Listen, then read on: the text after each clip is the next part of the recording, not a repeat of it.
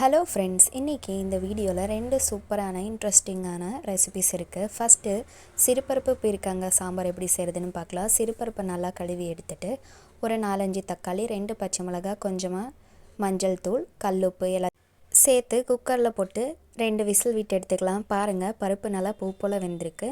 இப்போது க்ளீன் பண்ணி கட் பண்ணி கழுவி வச்சுருக்கிற பீர்க்கங்காவையும் இதுலேயே சேர்த்துட்டு 2 ஸ்பூன் சாம்பார் பொடி, கொஞ்சமாக மிளகாத்தூள், கொஞ்சமாக தனியாத்தூள் எல்லாத்தையுமே சேர்த்து சாம்பாருக்கு தேவையான அளவுக்கு தண்ணி விட்டு இந்த காயை நல்லா வேக வச்சு எடுத்துக்கலாம்.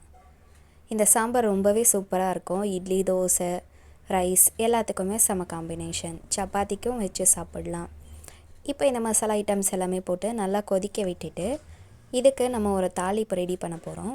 தேவைப்பட்டால் புளிக்கரைசல் கூட விட்டுக்கலாம். ஆனால் நான் புளிக்கரைசல் சேர்க்கல, தக்காளி அதிகமாக சேர்த்ததுனால. பாருங்கள், இப்போ நல்லா கொதிச்சு வந்திருக்கு.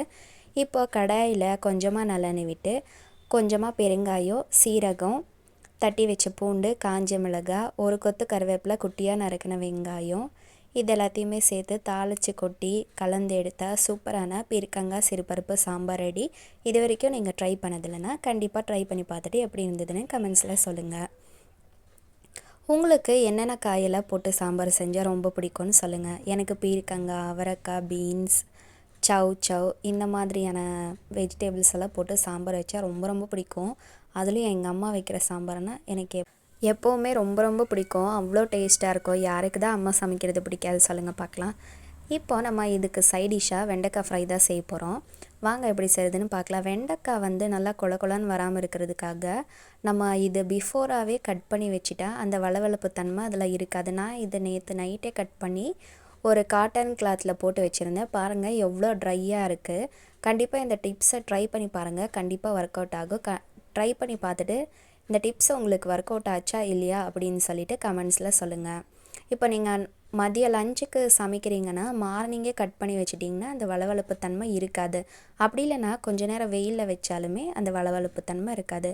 இப்போ வெண்டைக்காய் நல்லா ஃப்ரை ஆகிடுச்சு. வாங்க எப்படி செய்கிறதுன்னு பார்க்கலாம். கடாயில் கொஞ்சமாக நல்லெண்ணெய், கொஞ்சம் கடுகு, சீரகம் பொரிஞ்ச உடனே 2 காஞ்ச மிளகாய், கூடவே வெங்காயம், கடலைப்பருப்பு, ஒரு கொத்து கருவேப்பிலை, கொஞ்சமாக உப்பு எல்லாத்தையுமே சேர்த்து நல்லா மிக்ஸ் பண்ணிவிட்டு தட்டி வச்ச பூண்டியும் சேர்த்துக்கலாம். வெங்காய கடலைப்பருப்பு போடுற வீடியோ நான் மிஸ் பண்ணிட்டேன். இப்போது இதோடவே சேர்த்து நம்ம ஃப்ரை பண்ணி வச்சுருக்கிற வெண்டைக்காவையும் சேர்த்துக்கலாம்.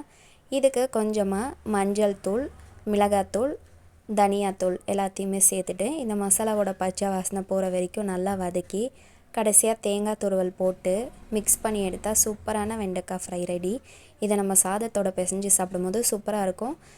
இன்னும் உங்களுக்கு எக்ஸ்ட்ரா டேஸ்ட் வேணும்னா கொஞ்சமாக லெமன் ஜூஸ் விட்டுக்கோங்க. அதோடய ஃப்ளேவருமே சூப்பராக இருக்கும். உங்களுக்கு சாம்பாரோட எந்த சைட் டிஷ் வச்சு சாப்பிட பிடிக்கும் அப்படின்னு சொல்லி கண்டிப்பாக கமெண்ட் பண்ணுங்கள்.